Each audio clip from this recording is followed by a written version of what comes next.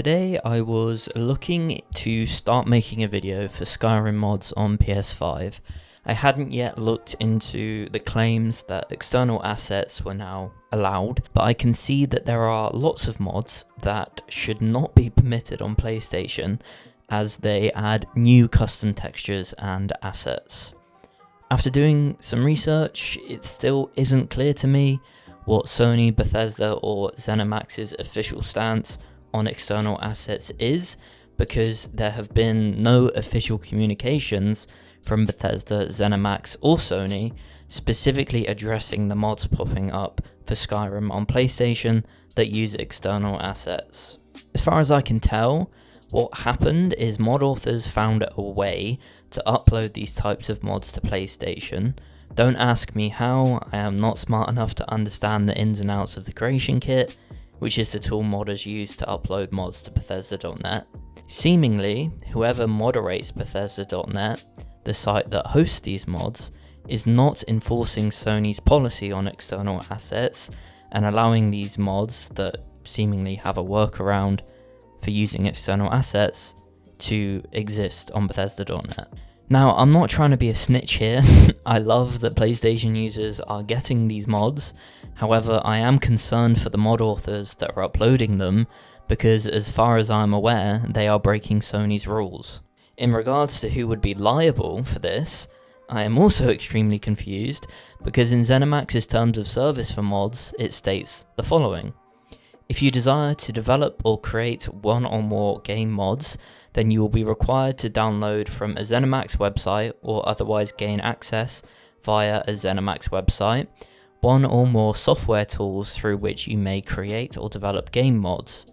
Each such tool is an editor tool.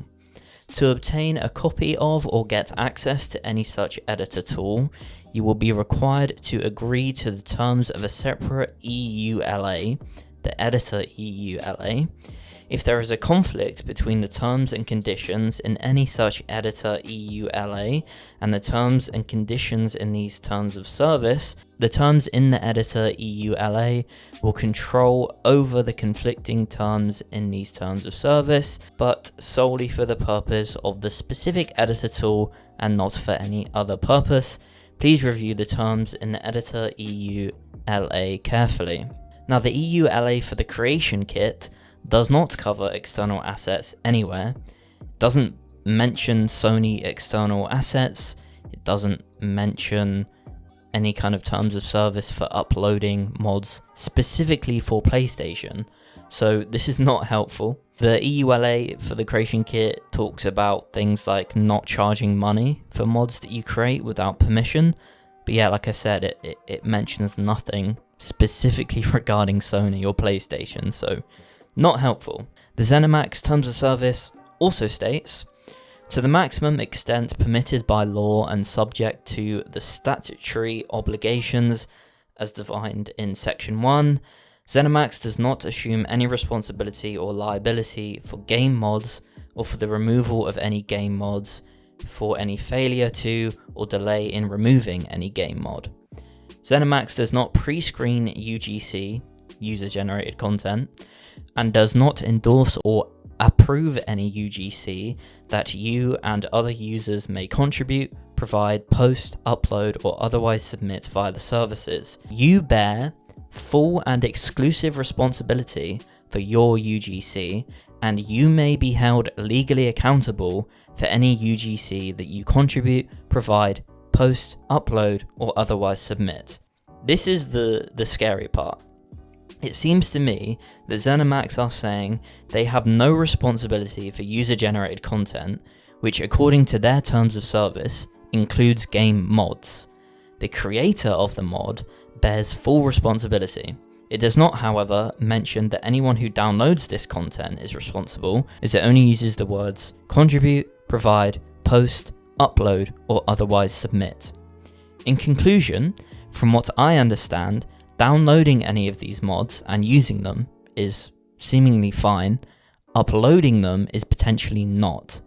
Zenamax have the right to remove them at any time, of course, but for some reason, specifically in Skyrim's case, with these mods that people have found a workaround for, they are choosing not to remove them. What makes this even more confusing is this is only happening for Skyrim. It's not happening for Fallout 4, and as far as I'm aware, external assets are not allowed for Baldur's Gate 3 mods on PlayStation. I haven't seen any news coverage from games journalists, and I'm honestly not sure I should be making this video, because if it becomes a bigger news story, Sony may catch on and do something about it. My advice for now then would be, as a user of mods, don't worry about it, I think you'll probably be fine. To the mod authors uploading them, I love that they are doing this, and I hope that there are no legal consequences for them if Sony decide to crack down. If Sony does crack down, hopefully the mods are just removed and that's the end of it. In an ideal world, obviously, Sony would just lift the restrictions, but this is the real world. Maybe don't delete any of these mods that you've downloaded, because I have a feeling they might get removed in future if/when Sony realizes what's happening. That's all I've got on this for now. If anyone knows more, or if I missed anything or got anything wrong, please let me know in the comments. I guess for now, we're just excited and happy that we're getting external assets on PS5, but I do think it's strange that it's only on Skyrim and that there has been no official change to the Sony policy on external assets. So mod authors, props to you, glad you're doing this, but be careful, I guess. I don't know, I'm not smart enough for this. I just wanted to make this video to try and understand what's happening. That's all, thanks for watching.